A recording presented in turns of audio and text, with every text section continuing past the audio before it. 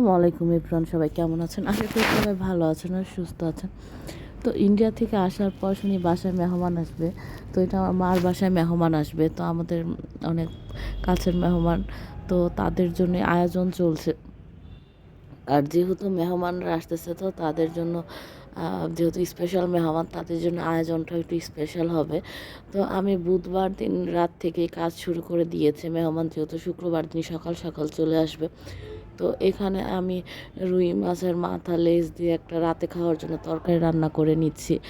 আর এখানে গরুর মাংসটা আমি বুধবার দিন রাতেই বসিয়ে দিয়েছি। এখানে প্রায় আমি 4.5 কেজি না মনে 5 কেজির মতো মাংস রান্না করে নিচ্ছি।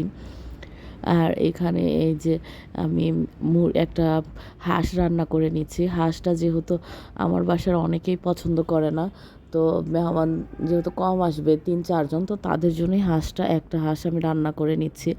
আর এই যে এখানে আমি জালি কাবাব বানিয়ে নিয়েছি। এই 3টা আয়োজন আমি বুধবার দিন রাতেই করে নিয়েছি, কারণ পরে বৃহস্পতিবার অনেক রান্না আছে, তো এগুলো শেষ করতে পারবো না। মেহমান যেহেতু সকাল 9টার ভিতরেই চলে আসবে, তো এসে নাস্তা খাবে, তো আয়োজনটা অবশ্যই আমাকে করতে হবে ভালোভাবে। তো এই যে এখানে আমি হাঁসটাও বসিয়ে দিয়েছি।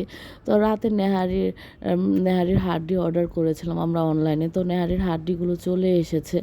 কিন্তু আমি আর রাতে এখন নেহারির হাড্ডিগুলো আমি বসিয়ে দিয়েছিলাম রাত 12টার সময়। কারণ নেহারি যদি আপনার একদিন ভরে জাল হয়, তাহলে নেহারিটা খেতে খুব ভালো লাগে। তো এই যে এখানে হাঁসের মাংসটাও আমি কষিয়ে রান্না করে নিচ্ছি। আর পরের দিন সকালবেলায় এখানে এই যে রোস্টগুলোকে ভেজে দিয়েছে দুপুরের খাওয়া দাওয়ার পরে। আর এখানে আমি খাসির মাংস বসিয়ে দিয়েছি। সকালে খাসির মাংস আনা হয়েছিল, তো এখানে খাসির মাংসটা রান্না করে নিচ্ছি। আর রুই মাছটাও ভেজে রেখে দিয়েছি দুপুরবেলা। তো এই যে তখন বাজে প্রায় রাত 8টা কি 9টা, তো তখন আমি রোস্টটা রান্না করে নিচ্ছি। আর রোস্টটা আমি মশলা কষানোর পর আমি যেহেতু ভিডিও করছি, আম্মুকে বললাম রোস্টগুলোকে একটু দিয়ে দাও মশলাতে। তো আম্মু রোস্টগুলো সব দিয়ে দিচ্ছে। যেহেতু আমার মা অসুস্থ, ওইভাবে আর আগের মতো রান্না করতে পারে না। তো বাসায় কোনো মেহমান আসলে বা কেউ আসলে আমারই সব করতে হয়। যেহেতু এখনও আমার ভাইয়ের বিয়ে হয়নি, তো ভাইয়ের বউ যখন আসবে তখন তো আর আমাকে এই ঝামেলা এত করতে হবে না। তো সেই সুবাদে আমি সব করছি। তো এই যে এখানে আমি রুই মাছটাও ভুনা করে নিয়েছি। আর এখানে যে পাটিসাপটা পিঠা বানিয়ে নিয়েছি। সবচেয়ে মজার কথা হলো, আম্মু বলতেছে পাটিসাপটা পিঠা আমি বানাবো, তুমি এত কিছু রান্না করেছো।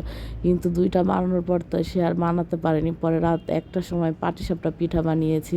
চিংড়ি মাছ ভুনা করে নিয়েছি নারকেল দিয়ে। আর এখানে এই যে হাঁসের মাংসটা আর কলিজিটা আমি দুপুরে রান্না করে রেখে দিয়েছিলাম। আর এই যে এখানে নেহারি রান্না করে নিয়েছি। তো তখন বাজে রাত 2টো। তো আমি চিন্তা করলাম যেহেতু সকালে আরও অন্যান্য গুঁড়া মাছ রান্না করব, তো এখানে ইলিশ মাছ সরিষা দিয়েও রান্না করে নিয়েছি। আসলে এত ভিডিও একসাথে করা যায় না। আর রাতে জর্দা রান্না করেছি। তো এই পর্যন্ত আপনাদের সাথে শেয়ার করলাম।